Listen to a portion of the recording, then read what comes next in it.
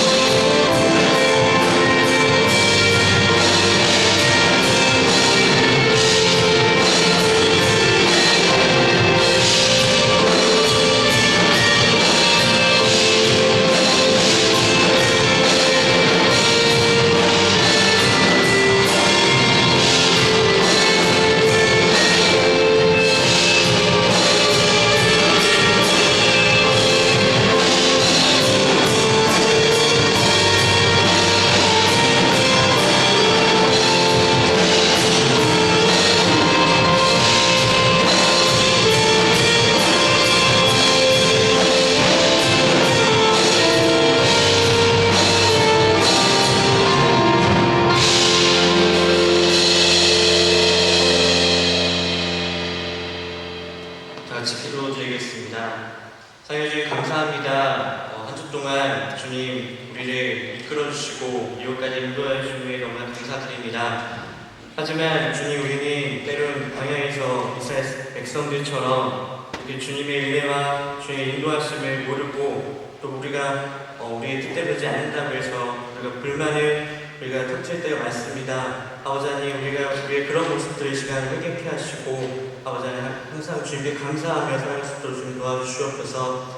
아버지 하나님 또 한교 사고로 인해서 많은 사람들이 다치고 죽는 사고가 있었습니다. 주님 그들에게 주님 찾아가셔서 그들의 가족들의 마음을 위로해 주시고 아직 회복되지 못한 사람들 주님께서 속히 회복시켜 주시기 원합니다. 아버지 하나님 이렇게 우리는 우리 인생이 당장 내일도 우리가 알 수 없는 우리 인생입니다. 주님 우리가 매일매일마다 주님께 감사하며 우리가 이 시간 이곳에 와서 주님께 기도드리고 같이 예배드릴 수 있는 이것이 얼마나 우리에게 큰 감사고 은혜인 우리가 깨닫게 하여 주시옵소서. 하나님 감사하며 주님께 나아가게 하여 주시옵소서.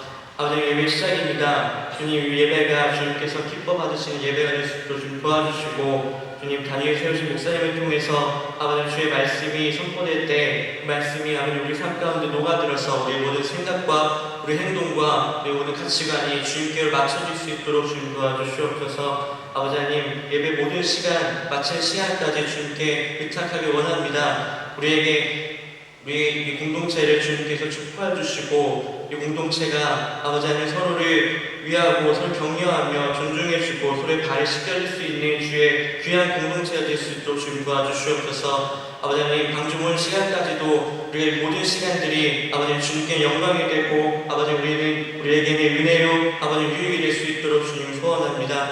아버지 하나님 예배 마칠 시간에 주님께서 모든 은혜를 보시고 믿사오며 살아계신 예수님의 이름으로 감사하게 드렸습니다.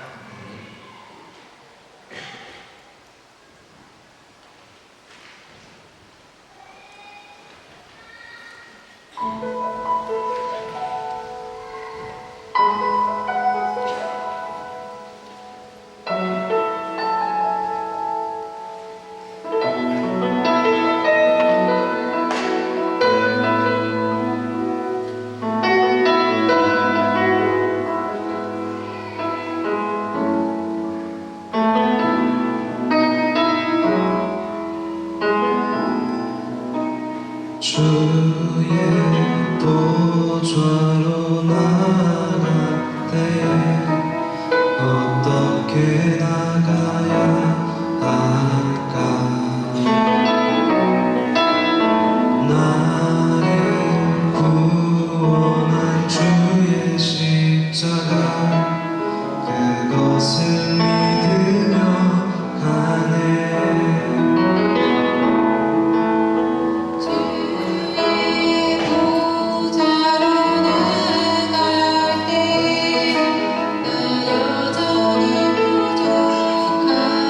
주의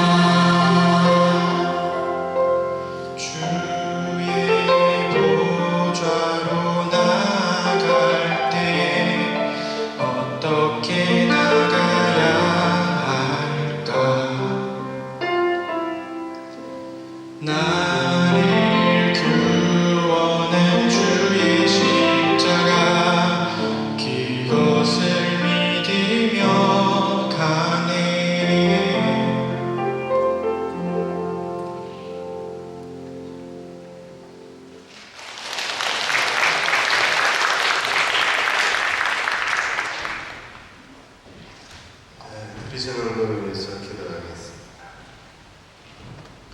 보자는 오늘 저희의 예배와 찬양을 받아주시고 이 예물을 받아주셔서 바울이 다메섹 언덕에서 빛 가운데 계신 그리스도를 만나고 그 앞에 거꾸러진 것처럼 오늘 저희가 이 예배 가운데 임재하신 주의 얼굴을 뵙게 하시고 그 거룩한 십자가 앞에 무릎 꿇게 하시고 그리스도 앞에 나의 주 나의 하나님이라 고백하는 일들이 우리 마음에 일어나기를 소망합니다. 저를 찾아와 주옵소서. 나를 만나 주옵소서. 내게 말씀하여 주옵소서. 그리고 내가 어떻게 해야 할지를 지시하여 주옵소서. 주께서 오늘 예배를 통하여 내게 나타나시고 말씀하여 주시고 그리고 가야 할 길을 보여주시고 하나님 앞에 거룩한 산재물로 저희가 쓰임받을 수 있도록 기름 부어 주옵소서. 예수님의 이름으로 축복하고 기도하옵나이다. 아멘. 네, 우리 옆에 계신 분하고 같이 인사하겠습니다. 그간 우리가 동행하시기 바랍니다. 손좀 키워주십시오.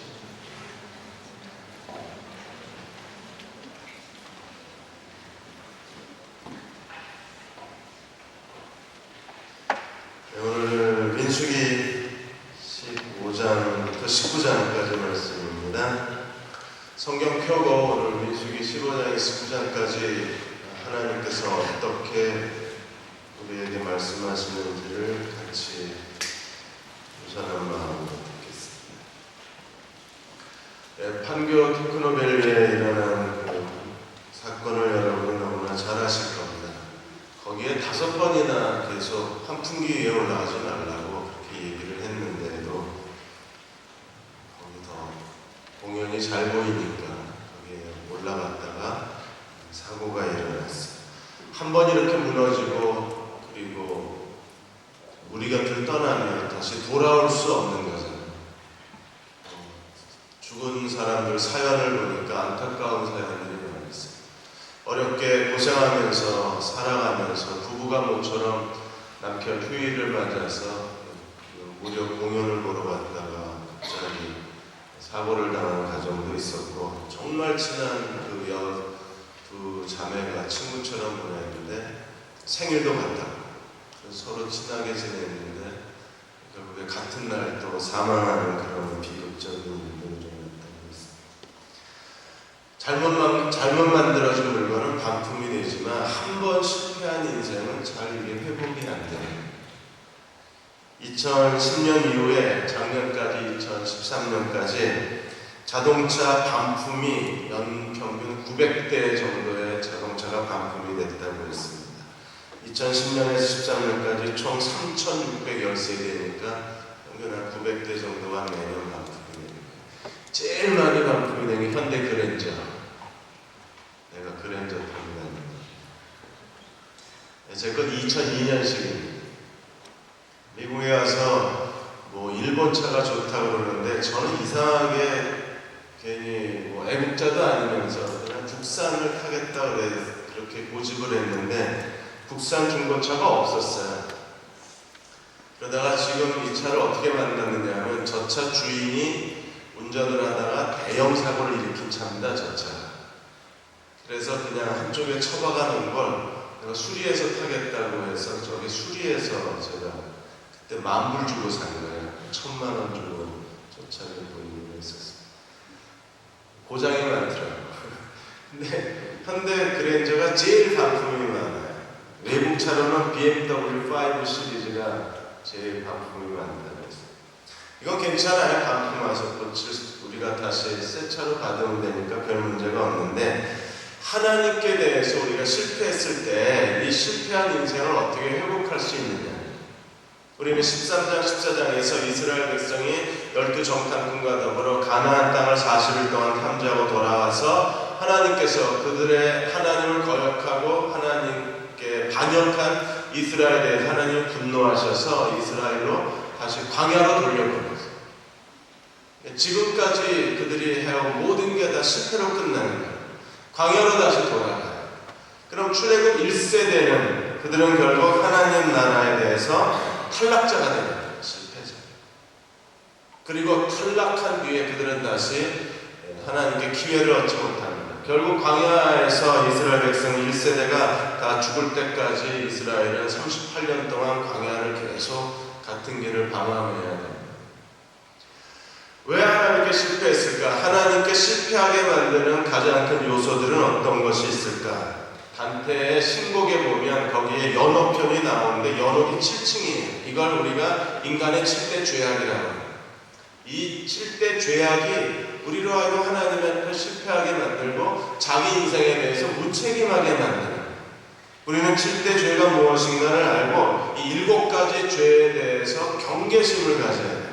7가지 죄가 어떤 게 있습니까? 교만, 시기, 탐욕, 탐식, 분노, 정욕, 나태함.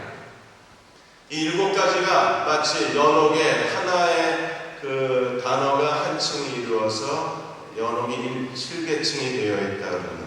로마 캐톨릭 교회에서는 이 7가지 죄를 죽음에 이르는 7가지 죄라고 합니다. 이거는 사람들로 하여금 데들리스, 죽음에 이르게 하는 큰 죄이기 때문에 이 죄에서 벗어나기 전에는 누구도 하나님께 쓰임받을 수 없다고 합니다. 자기 인생을 만들어가는 데 있어서 우리는 이 7가지 죄에서 어떻게 자기를 벗어나서 그래서 하나님 앞에 유능한 사람으로 만드는 건가, 만들 수 있는가가 우리의 도전이 되어야 됩니다. 경영자들의 특수 3가지가 있습니다. 골프, 와인, 그리고 디자인. 골프하고 와인은 모든 경영자들이 다 이 골프와 와인이 그들의 인간관계의 하나의 도구고, 그리고 새로운 사람을 사귀는 데 있어서의 도구가 되고, 인맥을 넓히는 데 아주 중요한 게 골프하고 와인입니다. 목사님들 중에도 대형교회 목사님들 중에 골프 치는 목사님들이 많이 있어요. 그들은 골프를 치면서 교제를 나누고 골프를 치면서 어떤 품이 있는 그런 인간관계 사교를 나누고 그리고 공통된 관심사를 나누고 그리고 서로 협력할 수 있는 길을 찾아요. 그래서 골프하고 와인은 CEO들 경영자들에게 아주 중요한 인맥의 도구입니다. 그런데 최근에는 디자인까지 합쳐진 거예요. 이제 디자인을 모르면 경영을 할 수가 없습니다. 그래서 하버드 대학 같은 경우에는 MBA 코스에 디자인이 반드시 들어가요. 디자인은 단순히 물건만 만드는 게 아니라 디자인에 대한 색깔의 감성, 그리고 디자인에 대한 어떤 그 감성적인 그 풍부함, 이런 것들이 그냥 개인의 일의 능력뿐 아니라 자기 인생에 대한 어떤 새로운 창조성을 가져오고, 그리고 경영에 있어서도 물건만 디자인이 필요한 게 아니라 경영에도 디자인이 필요하다. 어쩌면 그리스도의 제자가 되는 데에도 우리는 뛰어난 디자인 감각이 필요한지도 모릅니다. 어떻게 하면 좀 더 창조적으로 하나님 앞에 자기를 드릴 수 있을까? 어떻게 하면 좀 더 아름답게 자기를 하나님 앞에 바칠 수 있을까? 어떻게 하면 좀 더 다른 사람들보다 더 탁월하게 자기 인생을 하나님께 드릴 수 있을까를 고민할 필요가 있습니다. 오늘 15장에서 19장까지 7가지 죄가 어떻게 뒤섞여서 이스라엘의 타락의 역사를 가져오는가를 보겠습니다. 이제 광야 40년이 시작이 됐는데 광야 40년의 첫 번째 파트가 오늘 15장에서 19장까지의 내용입니다. 첫째로 15장에 보시면 하나님께서 이스라엘의 제사를 드리는데 드림에 있어서 제사가 추가가 돼요. 번제에 뭘 추가해야 되고 속죄제에 뭘 추가해야 되는가를 설명을 하는데 15장에 보시면 이스라엘 백성이 하나님 앞에 제물만 드리는 게 아니라 거기에 고운 가루에 그 다음에 기름과 그리고 포도주를 하나님께 더불어 드려요. 제물만 드리는 것도 이스라엘에게 그 규례가 복잡하고 힘든데 거기다 하나님이 플러스 고운 가루, 기름과 그래 요향과 그리고 포도주를 반드시 더 드려야 돼요. 그래서 오늘 15장에서는 레위기에 나와 있는 제사 규례에 대한 보충 규례입니다. 그러니까 예배가 더 복잡해지고 예배가 더 하나님이 더 헌신을 요구하시는 거예요. 그리고 15장 뒷부분에 가시면 고의적으로 지은 죄, 짐짓 범한 죄, 일부러 지은 죄, 죄인 줄 알면서도 지은 죄에 대해서 하나님이 어떻게 속죄를 얘기하고 계신가를 설명하고 있습니다. 제사를 더하고 그 다음에 일부러 지은 죄를 한 장에 붙여 놓았을 때 이건 어떤 주제를 우리에게 의미합니까? 나태함입니다. 7대 죄 중에 나태함. 사람을 가장 부끄럽게 만들고 사람을 비참하게 만들고 사람을 쓸모없게 만드는 가장 큰 죄가 나태함일 거예요. 게으름. 나태한 사람들은 어떻게 회복 가능성이 없습니다. 사람이 한번 나태함에 덫에 걸리고 게으른 그게 그 사람의 본성의 DNA로 자리 잡아버리면 그 사람은 어떻게 건져낼 수가 없어요. 하나님 앞에 더 많은 걸 드려라. 누가 더 많은 걸 드릴 수 있어요? 성실한 사람들입니다. 누가 하나님 앞에 이 제사 규례가 더 복잡해지고 더 많은 걸 드리라고 했을 때 순종하는 사람들은 어떤 사람들입니까? 하나님을 즐거워하는 사람. 그리고 태만죄에 짓는 사람들은 죄인 줄 알면서도 그 죄를 짓는 사람은 자기 관리가 떨어지는 사람이에요. 자기 통제력, 자기 관리 능력이 떨어지는 사람들, 이 사람들이 태만한 사람들입니다. 태만한 것 자체가 이미 자기 관리가 안 되는 사람들입니다. 성경이 가장 싫어하는 것 중에 하나가 게으름이에요. 얼마나 게으른가 하면 그릇에 손을 넣고도 그걸 입으로 가져가 먹기를 싫어한다. 그 정도로 사람이 나태함에 빠지게 되면 그는 더 이상 회복 가능성이 없습니다. 젊은 사람이었을 때 우리는 누구보다도 더 부지런해야 합니다. 자기 자신에 대한 통제력이 강해야 돼요. 자기 관리 능력이 뛰어난 사람이 돼야 합니다. 그래야 모래도 해내지. 다른 사람보다 더 늦게 일어나고 어떤 일도 쉽게 결정을 할 줄 모르고 그리고 자기가 뭘 해야 될 줄도 모르고 뭘 해야 될 줄 알면서도 계속 하루 이틀 그걸 미루는 사람이라 하면 그 사람이 뭔가 자기 인생에 어떤 걸 성취할 수 있는 사람은 아닐까. 그 사람은 정말 디자인 감각이 떨어지는 사람입니다. 색깔 감각도 떨어지고 또 디자인 보는 눈도 형편없고 그리고 뭔가 새로운 창의성도 없는 거예요. 머리가 두뇌가 빨리 돌아가는 사람들은 뭔가 끊임없이 디자인적 감각이 뛰어난 사람들은 굉장히 부지런합니다. 그들은 남들보다 더 많은 책을 봐야 되고 남들보다 더 많이 돌아다녀야 되고 남들보다 더 많은 사람을 만나야 되고 남들이 보지 못한 걸 보아야 하기 때문에 그들은 삶에 끊임없는 도전이 있는 사람. 우리가 이 나태함에서 벗어나야 하나님 앞에 재물 플러스 거기다 포도주까지 바치고 포도주도 재물의 크기에 따라서 양이 달라지는 거예요. 거기다 고운 가루를 갖다 바치고 우리 하나님 앞에 기름까지 부어드릴 수 있는 사람들. 그리고 죄인 줄 알면서도 그게 죄인 줄 알면서도 죄를 짓고 앉았는 것은요. 그 사람의 인간성이 어떻다는 걸 우리에게 그대로 보여주는 거죠. 하나님이 태만한 죄에 대해서 어떻게 속죄해야 될까를 설명하고 있는 거예요. 프린스턴 대학에서 재미있는 실험을 했습니다. 괴짜 심리학의 이 글이 나와요. 프린스턴 대학에서 신학생 40명을 대상으로 해서 실험을 했습니다. 그들로 하여금 선한 사마리아 사람 설교를 시킨 거예요. 그리고 그들로 선한 사마리아 사람 설교하는 그 자리에다 그 건물 입구에다가 피를 흘리고 쓰러진 사람을 연출을 해놓은 거예요. 선한 사마리아 사람의 그 설교 내용이 뭐예요? 강도 만난 사람을 돕는 내용이잖아요. 그런데 40명 중에 사람이 지나갈 때마다 신음소리를 내게 만들었는데 40명 신학생이 시차를 두고 와서 설교를 하고 이걸 녹화해서 평가한다고 해놓고 실험을 했는데 그 중에 절반 이상의 학생이 그 피 흘리고 쓰러져 있는 사람을 그냥 지나갑니다. 그래서 2차 실험을 다시 했습니다. 실험을 반복하는데 가능한 빨리 이동, 이 건물에서 저쪽 건물로 녹화 장소가 이동이 됐다고 그러고 뭐 30초 내로 장소를 옮기라고 이렇게 주문을 한 모양이에요. 그러니까 시간이 짧게 빨리 움직여야 되니까 피 흘리고 쓰러진 사람에게 다가가서 관심을 표한 사람이 10명 중 하나밖에 안 돼. 10%가 채 안 돼. 자기가 지금 선한 사마리아 사람에 대한 설교하는 거에만 집중을 했지 실제로 쓰러진 사람들에게 하나님 말씀을 실천해야 되겠다는 생각 아무도 못한 거예요. 그러니까 둘 중 하나는 못한 거고 시간이 바쁘니까 10명 중 9명은 그냥 쳐다보고 지나가요. 나태함이 어떤 형태로까지 발전되는가를 보여준 하나의 괴짜 실험입니다. 삶의 우선순위가 불분명한 거예요. 만일에 우리가 선한 사마리아 사람들을 설교한다 그러면 그걸 먼저 실천하는 게 우리의 본분인데 우리는 설교 그 자체에만 매달리는 경향이 있는 거예요. 우선순위가 뒤바뀌어진 겁니다. 이게 또 다른 하나의 인간이 저지를 수 있는 나태함의 한 유형이라고 얘기해요. 16장으로 넘어가면 고라 자손이 반역을 합니다. 모세와 아론은 왜 이렇습니까? 12장에서는 누나하고 형이 반역을 하더니 여기서는 고라 자손이 누구냐면 모세하고 사촌간이에요. 고라의 아버지가 모세의 작은아버지입니다. 집안이 아주 엉망입니다.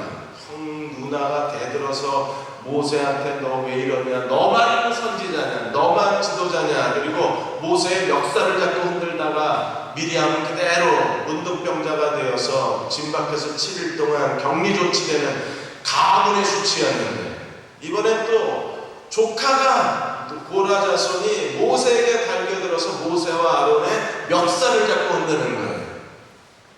가문의 영광이 아니라 가문의 수치. 여러분, 고라 자손이 왜 이랬을까요? 고라 자손만 그런 게 아니라 우리가 16장에 보시면 250명의 지도자하고 그리고 루벤 자손의 지도자 두 사람이 동시에 모세와 아론에게 달려들었어요. 16장 1절에 레위의 증손 고핫의 손자 이스하리의 아들 고라와 루벤 자손의 엘리압의 아들 다단과 아비람의 벨렛의 아들 온이 단을 짓고 이스라엘 자손 총회에서 택함을 받은 자 회중 가운데 이름이 있는 지휘관, 꽤 지위가 높은 250명의 사람이 와서 모세를 대적하기 시작합니다. 거슬렀다는 것은요, 네가 뭐야 이렇게 됩니다.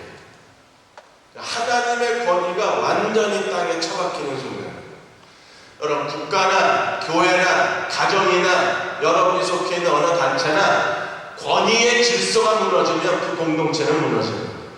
지금 한국교회가 위태한 이유는 어디 있습니까? 대통령의 권위가 인정이 안 됩니다. 어디를 가나 대통령 잘못이.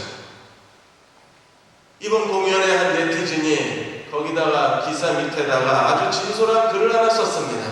이제 좀 대통령 소리 좀 그만하자. 이 사람들이 지금 걸그룹 공연을 보겠다고 불법을 저지르는 상황에서 불법을 저지르고 공연 보겠다고 무단횡단하다가 자동차에 치였으면 그건 자기 잘못이지, 그게 무슨 대통령하고 무슨 상관이 있냐. 우리는 이게 막 뒤죽박죽 됐습니다. 개인의 잘못인지 이게 대통령의 잘못인지. 대구 지하철 방화 참사가 일어났을 때 누구도 대통령을 향해서 대통령 그만두라고 소리 지른 사람 없었어요. 근데 지금은요, 뭐만 하면 대통령 지옥 가라, 대통령 그만둬라, 대통령 떠나라 이런 소리가 나오니까 한 나라의 정치인의 권위가 무시가 되면 그건 결국 우리에게 돌아오는 거예요. 지금 대형교회 목사들의 이런 일련의 비윤리적인 행동 때문에 이제는 목사의 권위가 땅에 떨어졌어요. 영국 같은 경우에는 들어가서 비행기 타고 한국 공항에서 입국 심사할 때 목사라고 그러면 세컨더리 들어갑니다. 이제 목사를 믿지를 않는 거예요. 한국에도 이제 목사 경계령이 내렸습니다. 왜요? 인도에서 이번에 아시아 종교회의에 참석하는데 인도에서 목사 70명이 왔는데 그 중에 둘만 진짜 목사고 나머지 가짜 목사였어요. 그리고 입국한 다음에 출국 날짜가 됐는데 이 사람들이 비행기를 안 타서 찾아보니까 가짜 목사고 벌써 한국에서 사라져버린 뒤입니다.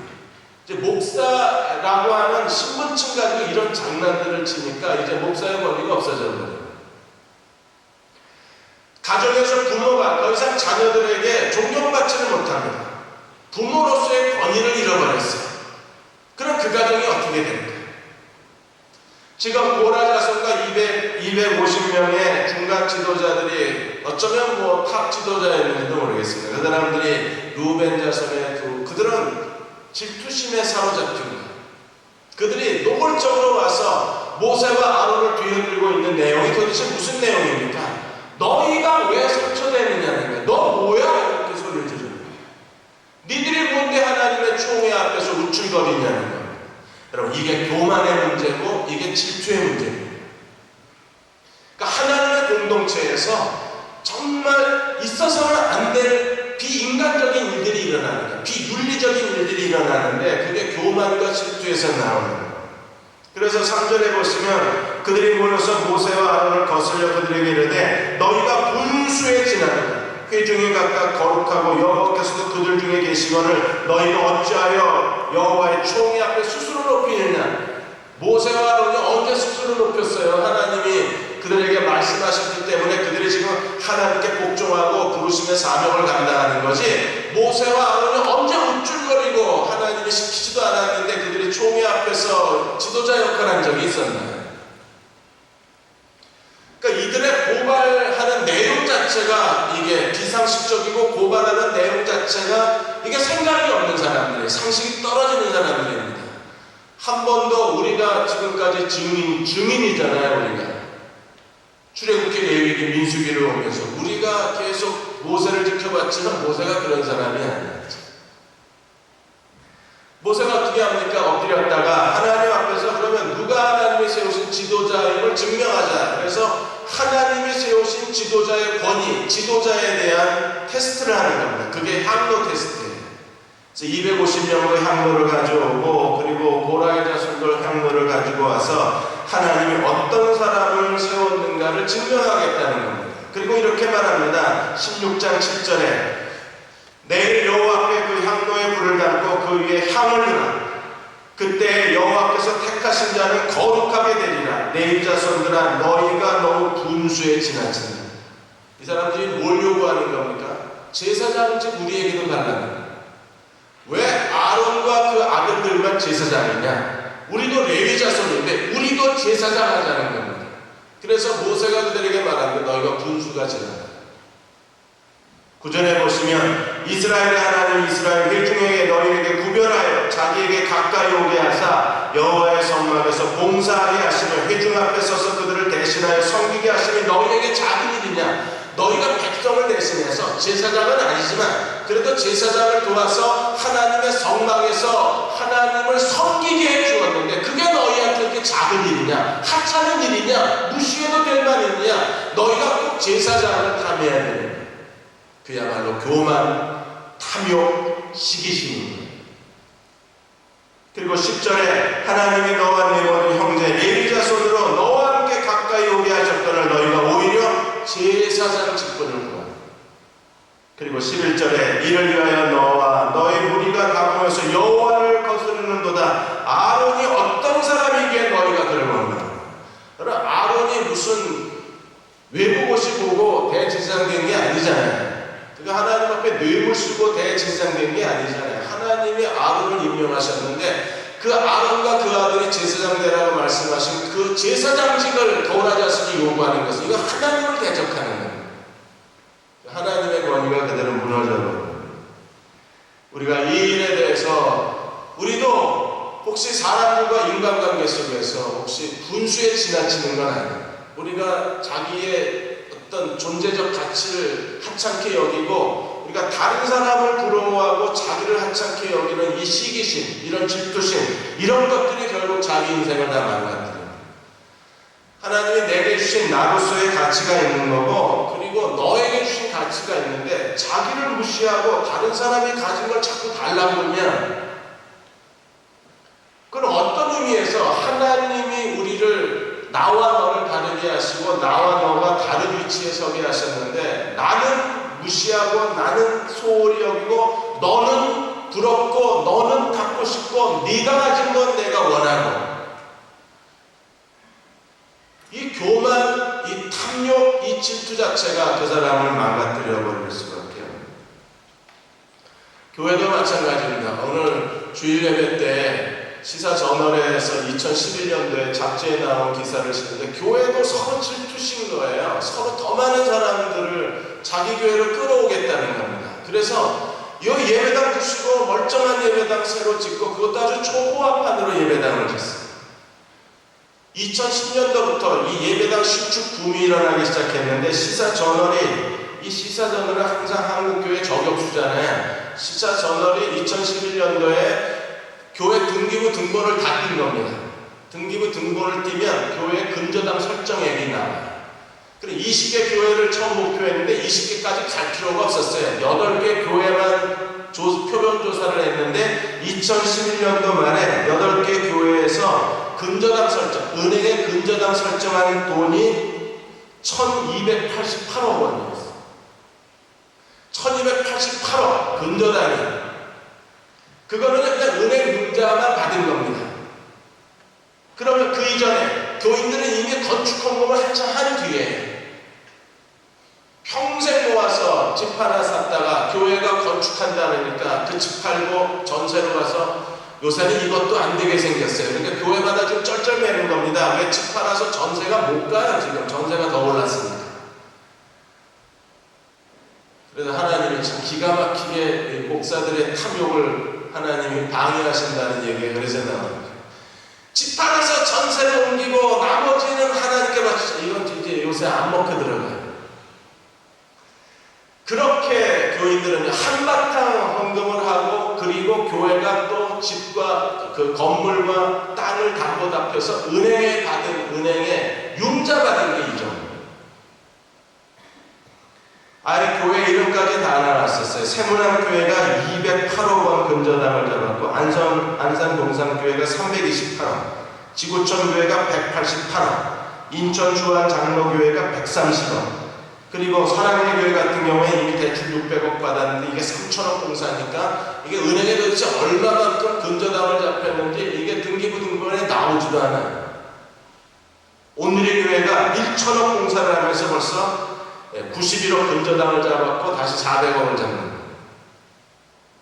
어마어마한 돈들을 예배당을 짓는데 쏟아내는 거예요. 왜 이렇게 합니까? 교회가 물론 교회 숫자가 많아서 그렇기도 합니다. 문제는요, 보이지 않는 경쟁심이 작동을 하는 거예요. 네가 줘? 그럼 나도 줘야지. 그리고 목사들의 이상한 논리 중에 하나가 예배당을 지으면 교인들이 온다는 속설을 믿고 있는 거예요.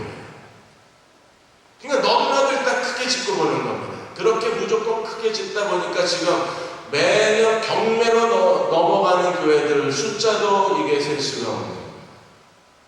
사람이 제일 추하게 될 때가 언제입니까? 사람이 질투심에 빠질 때 제일 추합니다. 질투심이라는 것 자체, 교만, 탐욕, 질투심은요, 자기의 존재 가치를 부정하는 거예요. 나는 믿고 너는 아름다운 거야. 내가 가진 건 하찮고 네가 가진 건 좋은 거예요. 이런 질투심에 빠진 사람들은 자기의 존재 가치를 부정하기 때문에 이 사람들은 모든 인간관계 트러블을 일으키고 결국에 하나님 앞에 계속 아론을 붙잡고 네가 뭐야? 모세를 붙잡고 넌 뭐야? 소리 지르는 사람들이에요. 하나님이 세우신 권위를 인정하지 않고 하나님이 세우신 질서도 인정하지 않고 하나님이 내게 주신 것도 거부하고 네게 주신 것도 거부하는 거예요. 너도 거부당하고 나도 거부하는 거예요. 네가 가진 걸 내가 가져야 되겠다고 소리 지르는 사람, 그게 고라자손. 하나님이 어떻게 하셨습니까? 하나님이 결국 한글을 가지고 하나님이 테스트를 하는데 그 모세가 뭐라 그랬어요?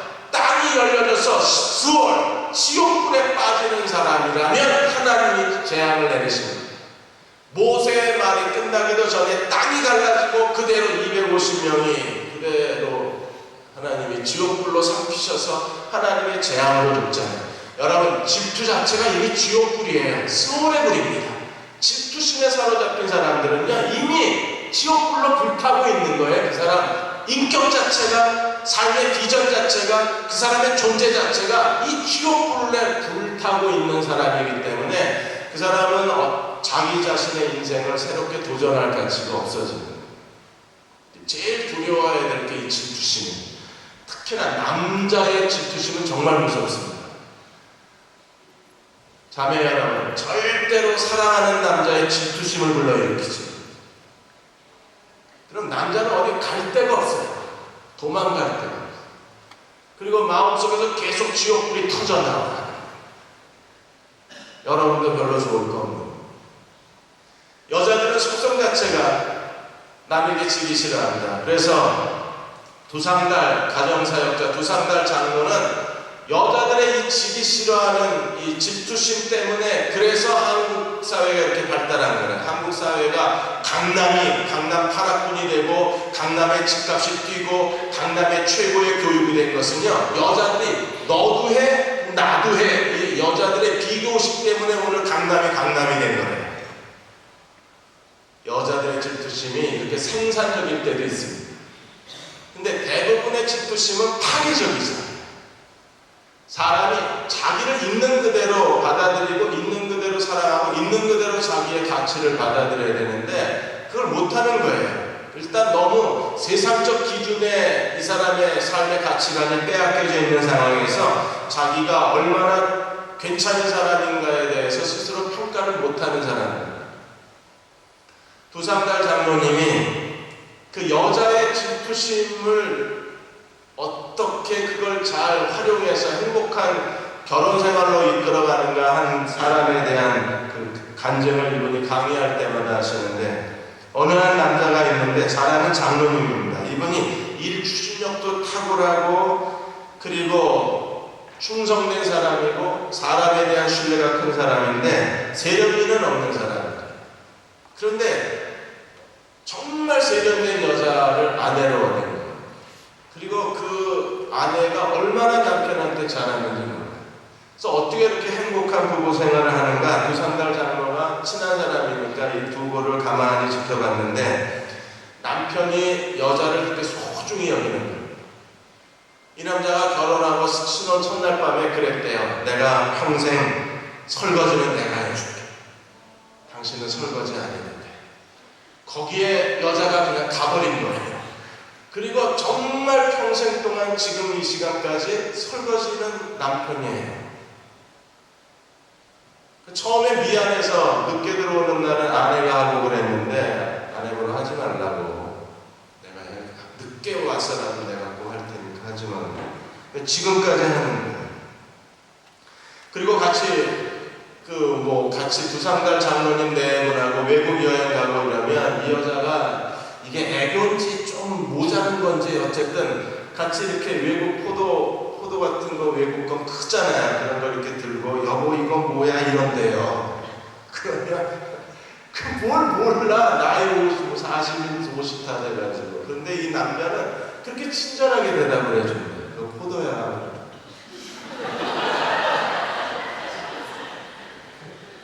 근데 그게 그렇게 다정하대요. 그러니까 도대체 이 두 사람 사이의 사랑에 뭐가 끼어들 수가 없대요. 뭐가 끼어들어야 질투심이 일어나는 건데 끼어들 수가 없더라고요. 그랬더니 두상달 장로님 사모님이 그걸 쳐다보고 있더니 사모님이 두상달 장로님한테 그걸 흉내를 내는 거예요. 여보 이건 뭐야? 어머머라! 이게 자기하고 다른 점이에요. 그 남자는, 그 장로님은 그렇게 유치한 질문을 잘하게 되다 보니 자기는 아내가 그런 질문을 하면 못 견디겠대요. 이게 날 놀리나? 장난치나? 이게 남편이 남편으로 안 보이나? 이 생각이 먼저 들어서 소리부터 지르게 돼요. 근데 그 남편은 진짜 가잖아요. 자매 여러분, 세련미는 없어도 이런 남자가 좋은 남자. 평생 자기가 알아서 설거지 해주는 거지. 이게 뭐야 이래도 그게 바퀴벌레가 대답도 해주지. 그런 남자가 좋은 남자. 그러니까 이 남편과 아내는 계속 옆에서 지켜보는데 마음에 교만도 질투심도, 세상에 그런 성자들이 없더래요.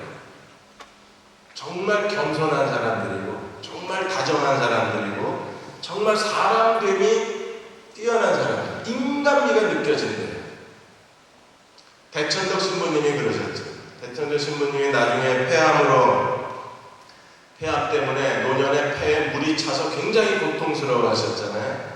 근데 어느 날 한 자매가 이 대천덕 신부님 그 입원실에 병문안을 갔는데 너무 힘들어 하시니까 이 자매가 자기도 모르게 툭 튀어나온 말이 신부님 그렇게 아프면 기도하셔야죠 이랬어요. 그랬더니 신음소리를 내뱉고 있던 대천덕 신부님이 침대에 무릎을 꿇더니 그 자매 보고 날 위해서 기도해달라. 너무 힘드니까 자매가 날 위해서 기도해달라. 오히려 이 자매가 놀래요. 한국의 성자라고 알려져 한국에서 가장 존경받는 지도자 중에 한 분이 영적 거인 중에 한 분, 자기 앞에 무릎을 꿇고 기도해달라고 하니까 자매가 오히려 그 앞에서 통곡을 하고 기도해 준 게 아니라 그냥 끌어안고 신부님을 끌어안고 울었어요. 겸손 때문에. 교만에서 완전히 자유를 얻고 질투심에서 벗어나서 자유로운 사람들, 그 마음이 유쾌한 사람들, 누구 앞에서나 마음의 영혼의 자유로움을 보여줄 수 있는 사람. 하나님은 결국 그들의 인생을 새로 디자인해 주시는 게 아닙니까? 대천적 신부님의 평생의 기도가 있었습니다. 그분의 그 비문에 이렇게 써 있어요. 주님, 낮아지는 걸 두려워하지 않게 하여 주옵소서. 내가 작아지고 보이지 않고 없어지더라도 두려워하지 않게 해주십시오. 그리고 평생 신부님은 그렇게 사셨던 거예요. 우리가 스스로 자기를 낮출 수만 있다면 얼마나 더 많은 사람들을 기분 좋게 해줄 수 있어요. 우리가 자기를 낮출 수만 있다면 이 고라자손이 저지른 이 비극적인 일을 저지르지는 않아요. 이게 고라자손의 문제가 아니라 이스라엘 전체에 두려움을 가져오게 된 거죠. 결국에 16장에 보시면 고라자손이 다 죽임을 당하고 나서 백성들이 반란을 일으키고 그 광경을 보고도 사람의 탐욕이라는 게, 교만이라는 게 얼마나 다루기 어려운가 하면 그 광경을 보고도 백성들이 반란을 일으켰다가 하나님의 영광이 나타나 하나님 연병을 치셔서 그래서 14,700명이 죽어요. 그래도 정신 못 차리는 게 사람의 교만입니다.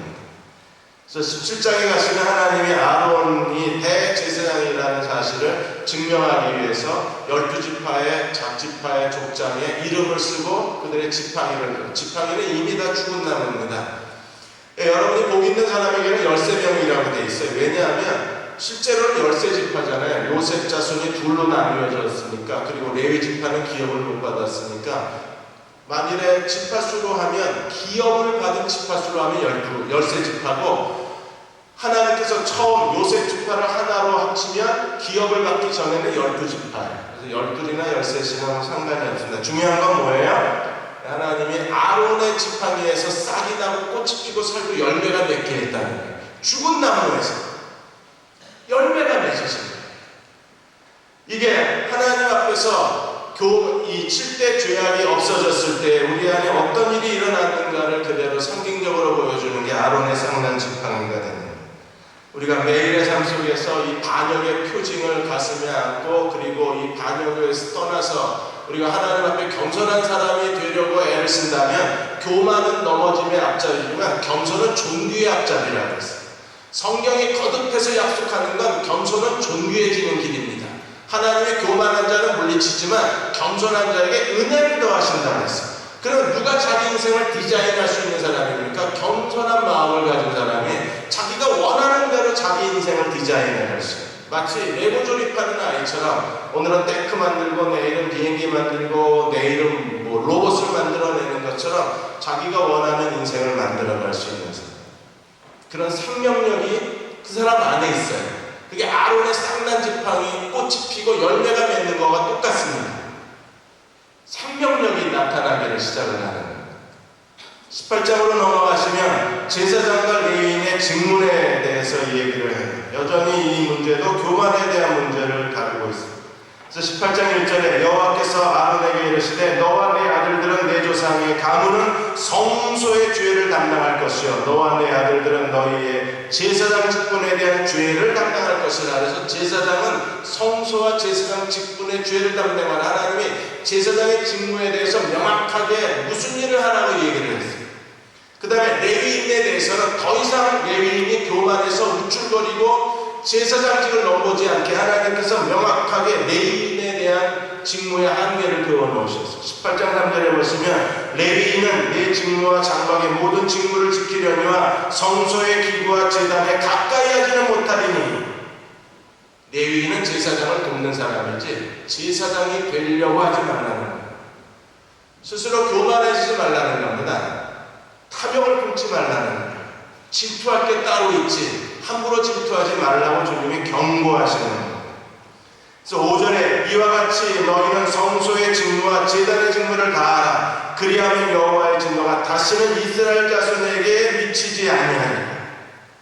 제사장은 제사장답게 행동하고 레위인은 레위인답게 자기 위치와 한계를 지키고 하나님이 주신 직무를 감당하라고 말씀하고 있는 거예요. 직무를 감당하는 한계를 지은 사람들은요, 그들은 하나님께서 그들의 성실함에 보답하실 것이고 자기가 무엇을 해야 아는 사람들이 하나님께 충성할 수 있을 거죠.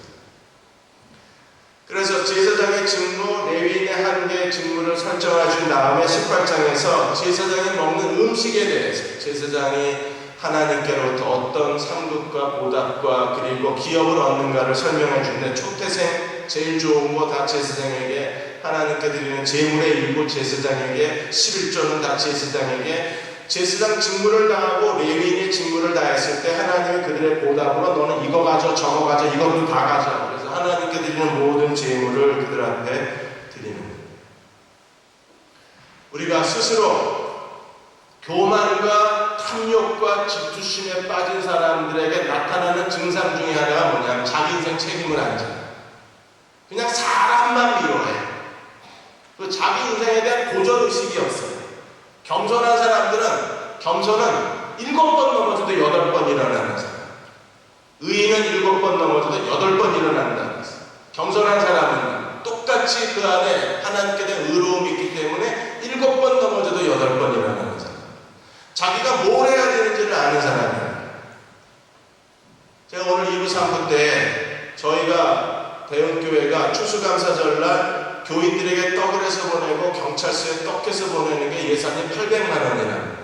그래서 그 얘기를 듣고 일단 중지를 시키고 어디 더 중요한 데 쓸 때 있을 수 있으니까 우리가 그걸 거기다 쓰자. 그리고 제가 설교 때 그냥 지나가는 말로 얘기를 했어요. 3부 때 했군요.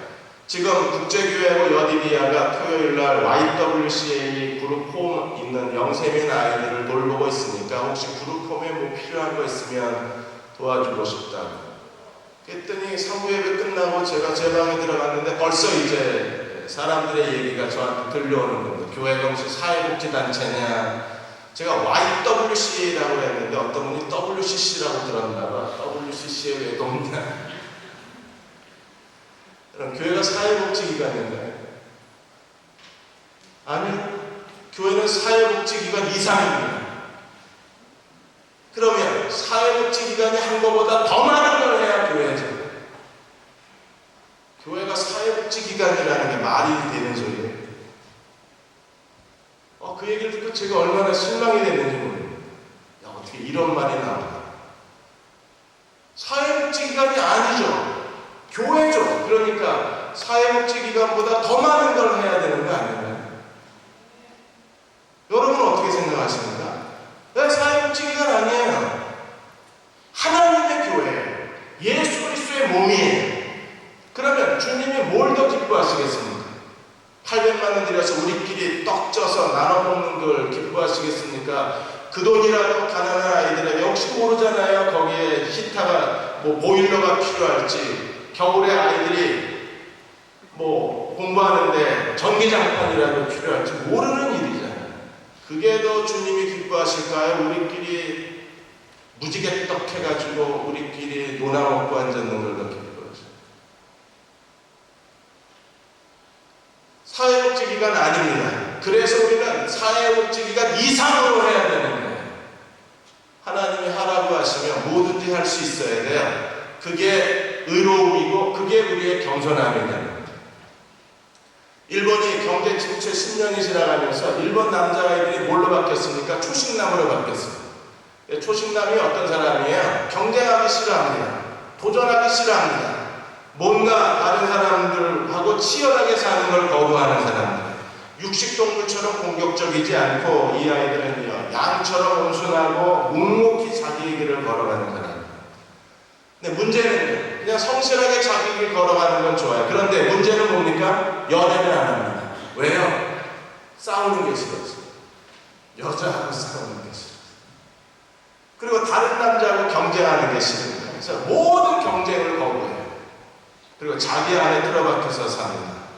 그래서 이런 초식남을 가리켜서 여자 같은 남자라고 말하고, 일본이 이런 여자 같은 남자의 새로운 시대가 열렸다고 말하거든요. 물질적으로 풍요하다 보니까 이제는 남들 다른 사람과 치열하게 경쟁하면서 살기를 거부하는 거예요. 우리가 정말 하나님 앞에 겸손한 사람이고 하나님의 영이 우리 안에 거하는 사람이라면 우리는 끊임없는 도전을 해야 됩니다. 왜요? 하나님이 우리의 인생에 하나님께서 우리를 데려가시기 원하고 우리 인생에 하나님의 목적과 계획을 갖고 계시기 때문에 그분의 계획이 성취되기 전까지는 멈출 수가 없는 거예요. 마지막으로 19장에 가면 정결하게 하는 물이 나옵니다. 제사장들이 해야 될 가장 중요한 일이 백성을 정결케 하는 거기 때문에 암송아지를 잡아서 그 재를 갈아서 그 재를 물에 타가지고 그 물로 정결하게 했습니다. 이게 정결해질까요? 암송아지를 잡아서 피가 우리를 정결케 하니까 피하고 비슷한 색깔인 암송아지를 잡아서 그래서 그걸 다 재로 만들어서 재를 갈아가지고 그리고 물에 타서 그 물을 바르면 사람이 깨끗해지는 거예요. 정결해질까요? 상징적인 거죠. 실제로 그걸 발라서 뭐 다 죄가 용서받고 부정함이 다 깨끗해진다면 우리는 하루 종일 그 암송아지 재로 만든 정결의 물 속에 거기서 아예 샤워하고 거기서 살 거예요. 정결해질 수만 있다. 그러니까 상징적인 제사장이 해야 될 중요한 일이 정결케 해주는 거예요. 그럼 우리가 하나님 앞에 죄를 짓고 정결하게 될 때 두 가지가 있어요. 하나는 요한일서 1장 9절에 있는 것처럼 우리가 우리의 죄를 자백하면 저는 믿으시고 의로우셔서 그리스도께서 그의 보혈로 우리의 모든 죄를 다 용서하시고 모든 불의에서 우리를 정결케 하십니다. 그 그리스도의 피의 능력을 믿으십니까? 안 믿으십니까? 우리가 고백하면 그리스도의 보혈이 모든 죄에서 우리를 정결케 해주세요. 요한일서 1장 9절의 약속. 우리는 죄를 지을 때마다 즉시로 하나님께 나아가서 고백해야 돼요. 하나님, 우리가 또 이런 죄를 졌습니다. 제가 또 사람들에 대해서 실망을 했습니다. 저 올라오기 전에 저도 기도했습니다. 교회가 사회복지 기관이라는 말을 듣는 순간에 제 마음이 실망이 되는 거예요. 그래서 제 마음이 정말 실망스러웠습니다. 설교도 힘들게 했는데 겨우 반응이 그러니까 또 올라오면서 기도하는 겁니다. 하나님, 제가 또 사람 말에 실망을 했습니다. 용서해 주십시오. 제가 다시는 실망하지 않겠습니다. 이러고 이제 끝나고 나서 누가 또 뭐라고 하면 제가 또 실망해요. 예민하기 때문에. 이게 계속 죄를 짓고 그러나 우리가 고백하고 자백하면 하나님 용서해 주시는 겁니다. 그리고 또 하나 하나님 우리를 정결케 하시는 방법이 있는데 그게 요한복음 13장이에요. 예수님이 허리에 수건을 동이시고 대야에 물을 떠다가 제자들의 발을 씻기시면서 뭐라고 그러셨어요? 목욕한 사람은 발만 씻으면 된다. 그러자 베드로가 뭐라고 그랬습니까? 다 씻어달라고 갑자기 옷을 막 벗기 시작하는 거예요. 씻어달라고. 주님 뭐라고 그러셨어요? 발만 씻으면 내가 주와 선생이 되어서 너희의 발을 씻겼으니 너희도 서로 씻어주라. 하나님께서 우리에게 주신 정결의 방법은 하나는 우리가 죄를 지었을 때에 즉시로 그리스도에게 고백하면 주님이 용서해 주세요. 또 죄는 안 지었어도 그냥 세상 먼지가 묻을 때가 많아요. 이스라엘은 샌들을 신고 다녀야 되니까 그냥 길만 걸었을 뿐인데 발이 더러워집니다. 발이 더러워지면 영적으로 무기력해지고 영적으로 나태해지고 영적으로 침체돼요. 그냥 먼지만 묻었는데도 침체가 돼요. 죄를 지었을 때에는 주님의 이름으로 기도해야 되고 우리가 세상 속에 살면서 보이지 않는 이런 더러움 때문에 무기력해지고 나태해지고 마음이 자꾸 무거워지고 괜히 영적 우울증에 빠지고 자기도 모르게 자꾸 영적으로 스트레스를 받고 영적으로 나태해지기 시작하면 이건 어떻게 해야 합니까? 서로 발을 씻어줘야 돼요. 이런 세상의 더러운 먼지로 말미암아 우리가 더러워지고 마음이 무거워지고 무기력해지는 것은요 교제를 통해서만 깨끗함을 받을 수 있어요. 누군가가 내 발을 씻어주지 않으면 내가 깨끗해지지가 않아요. 그래서 내 옆에 발을 씻어줄 수 있는 사람이 있어야 돼요. 그 사람은 어떤 사람입니까? 진정으로 나와 코이노니아, 나와 교제를 나누고 유쾌한 만남을 갖고 그 사람을 만나는 것만으로도 행복해지는 사람이 있으면 어느 사이에 내 발이 씻어지는 거예요. 발만 씻어도 얼마나 산뜻해요. 발만 씻어도 상쾌해집니다. 발만 씻어도 우리는요 원기가 회복이 됩니다. 발 마사지 안 해봤고 발 마사지만 받아도 온몸이 다 살아나요. 우리 안에 여디비 안에 방주 안에서 우리가 서로 그런 마음의 교제를 나눌 수만 있다면, 유쾌한 교제, 진심의 교제, 기쁨의 교제, 그리고 즐거움의 교제를 나눌 사람이 우리 곁에 있을 수만 있다면 우리는 서로 발을 씻어줌으로 영적 깨어남을 얻어요. 기쁨을 얻을 수 있습니다. 마치 암송아지 그 재를 탄 물을 한 서너 컵 벌컥벌컥 마신 것처럼 영적으로 굉장히 회복되는 걸 경험할 수 있습니다. 저는 이 코너를 보지 못했는데 JTBC에서 월요일날 국경 없는 청년의 여러 나라에 있는 그 게스트들이 초대가 돼서 자기들 나라에 대한 얘기도 하고 한국에 대한 얘기도 하나, 국경 없는 청년의 비정상회담이라는 그 코너에서, 그래서 비정상적 젊은이들이 고정으로 몇 명이 나오고 이제 매일 게스트로 나오는 것 같아요. 이집트에 있는 비정상 친구가 나왔을 때 그 뒷부분만 잠깐 봤습니다. 그 청년이 나와서 터키, 이집트 출신의 사람인데, 이집트에서는 남자친구, 여자친구라는 개념이 없대요. 거기는 남녀가 데이트라는 건 반드시 결혼을 전제로 할 때만 데이트를 하지 그 전에 데이트하는 법이 없답니다. 그래서 아주 보수 중에 꼴통보수라고. 그래서 남녀가 너 나랑 사귈래? 그건 프로포즈래요. 나랑 결혼할래? 이 얘기. 이건 우리가 좀 도입을 해야 되지 않을까? 우리처럼 이렇게 자유분방한 연애 시대에서 우리도 좀 이런 문화는 좀 도입을 해서, 그래서 좀 데이트 하시겠습니까? 하면 결혼해 줄래요? 이게 됐으면 참 좋을 것 같아요. 좀 진지하게. 그리고 이집트에서는 만일에 길거리에서 남녀가 키스를 하거나 뽀뽀를 하면 그대로 경찰이 삐요삐요 와서 다 잡아간다. 이것도 괜찮은 것 같아요.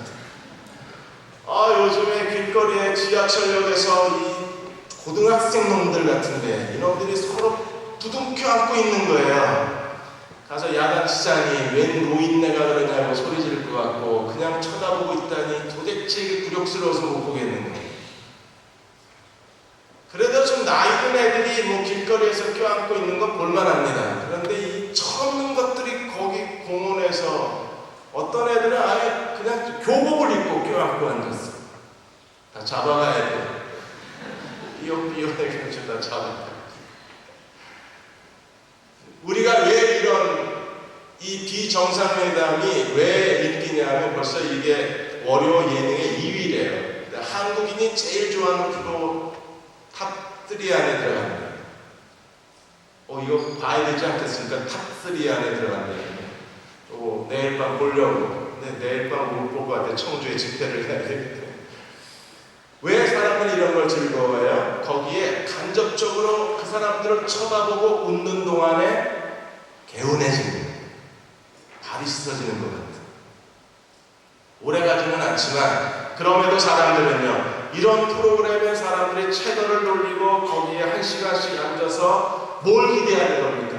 날 채워줘, 날 즐겁게 해줘, 날 만족시켜줘, 날 행복하게 해줘. 그리고 그것을 원하는 걸 거기서 TV 화면 앞에서 얻잖아요. 근데 우리는 그런 데서 얻는 게 아니라 우리는 어떤 사람이어야 합니까? 서로 교제를 통해서, 대화를 통해서 서로가 서로에게 즐거움을 얻을 수 있어야 되는데, 우리가 하나님 앞에 7대 죄악 중에 이 마지막 죄가, 가장 큰 죄가 뭐냐면 사람을 더 이상 원하지 않는 거예요. 어떤 프로그래머가 길을 걸어가고 있는데 굉장히 이 친구가 잘생겼어요. 개구리가 말을 거는 겁니다. 나는 마법에 걸린 개구리인데 당신같이 멋진 남자가 내게 키스를 해주면 내가 마법이 풀려서 아름다운 여자로 바뀝니다. 내가 평생 당신을 사랑하고 당신만을 섬기겠습니다. 내게 키스해 주십시오. 그랬는데 이 프로그래머가, 엔지니어가 그 개구리를 가만히 쳐다보고 있더니 주머니에 넣었어요. 그리고 술집에 갔습니다. 그리고 친구들이 있는 자리에서 개구리를 꺼내놓고, 개구리를 꺼내놓자 개구리가 다시 얘기를 하는 거예요. 제발 저에게 키스해 주십시오. 저 아름다운 공주입니다. 마법에 걸렸을 겁니다. 이 마법을 풀 수 있는 건 당신의 키스밖에 없습니다. 그러자 친구들이 야 키스해 키스해, 널 사랑하는 여자 아니냐, 야 키스해라, 아름다운 공주랜다, 얼굴이 어떤 여자인지 보자, 키스해 키스해 그랬습니다. 근데 프로그래머가 뭐라 그랬어요? 야 키스해서 여자가 되면 그 다음에 귀찮아서 어떻게 하라고?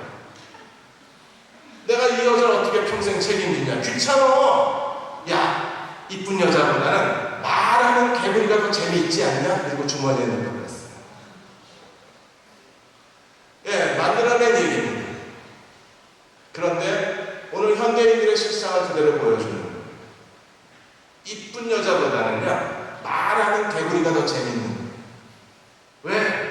이건 귀찮게 하지 않아요. 내 인생의 짐이 안 돼. 날 괴롭게 하지 않을 거야. 나를 귀찮게 하지 않을 거야.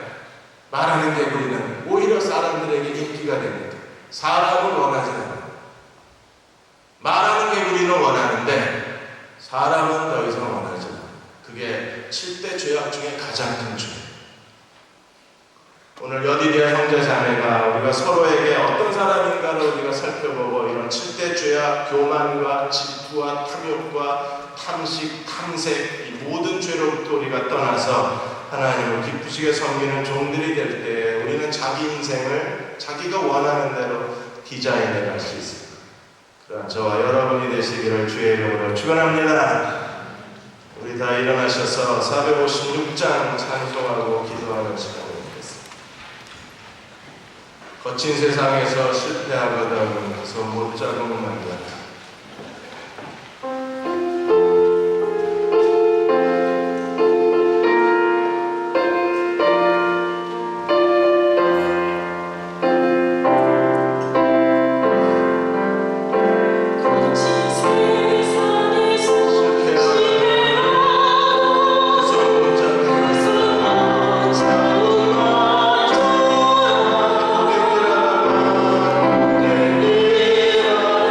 내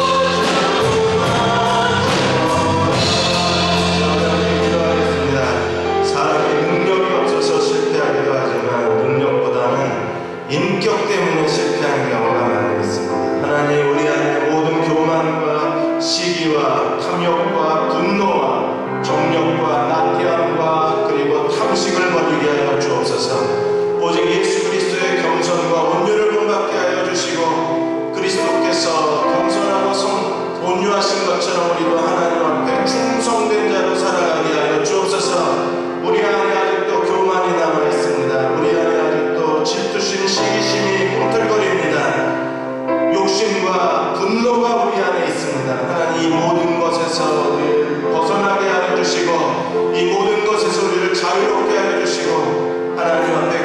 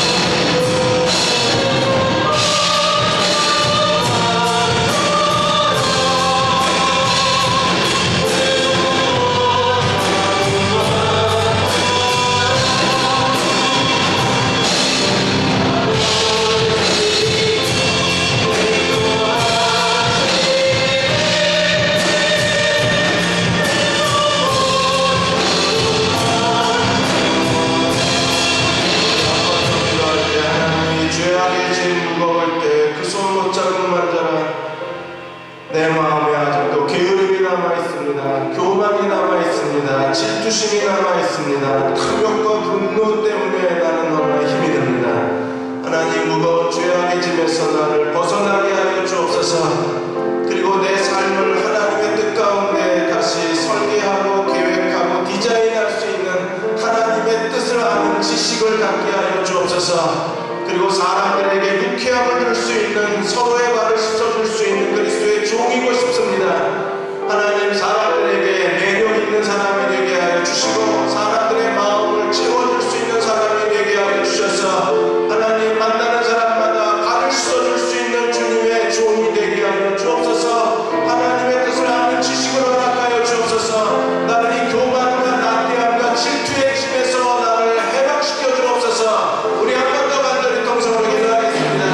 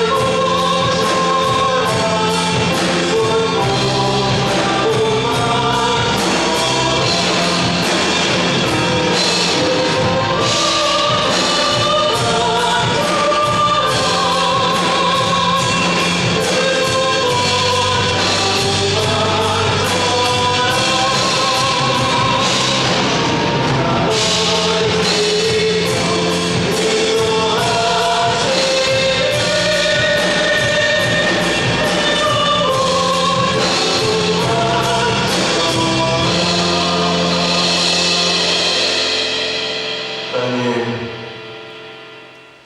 이스라엘이 실패했던 그런 7대 죄악이 아직도 우리 안에 꿈틀거리는 걸 느낄 때마다 부끄럽습니다. 아직도 우리 안에 그런 7대 죽음의 죄들이 내 발목을 잡고 나를 주저앉히고 나를 수치스럽게 만들고 나를 무능하게 만들고 실패케 할 때마다 주님을 바라보게 됩니다. 이 모든 죄로부터 벗어나게 하여 주옵소서.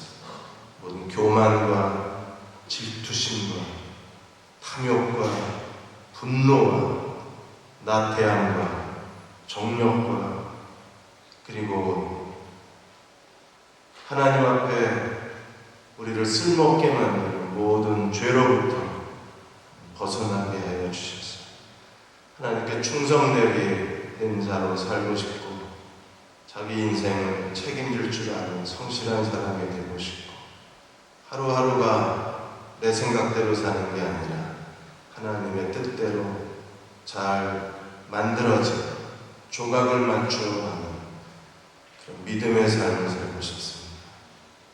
오늘 저희들에게 말씀하여 주시고 우리 마음을 만져주시고 더러움을 씻어주시고 아직도 버리지 못한 이런 육신적인 것들을 다 제거해 주시고 우리가 서로 여디디아가 서로 얼굴과 얼굴을 볼 때마다 우리 안에 진정한 회복이 있게 해 주셔서 여디디아 예배를 드리고 방주 나눔을 하고 집에 돌아갔을 때 마치 발을 씻은 것처럼 개운하고 상쾌해지는 저희 모두가 되게 도와주옵소서. 회복되고 싶습니다. 새로운 용기를 갖고 싶습니다. 다시 내일부터 도전하고 싶습니다. 하나님 저희를 만져주시고 만나주시고 은혜를 베풀어 주옵소서. 지금 우리를 죄에서 구원하신 우리 주 예수 그리스도의 은혜와 하나님 아버지의 그 크신 사랑하심과 성령의 인도하시고 도우시는 은혜, 오늘 함께 예배드리고 돌아가는 여대리아 형제 자매, 함께 예배드리시는 사부 예배의 모든 성도님들, 기도하는 모든 것들, 이 민족과 이 땅의 모든 교회들, 그리고 아직 6개월이 넘었는데도 10명의 실종자가 남아있는 그 바다를 향해서 눈물 짓고 있는 세월호 유가족들 위해 지금부터 영원히 함께 하시기를 간절히 축원하옵나이다.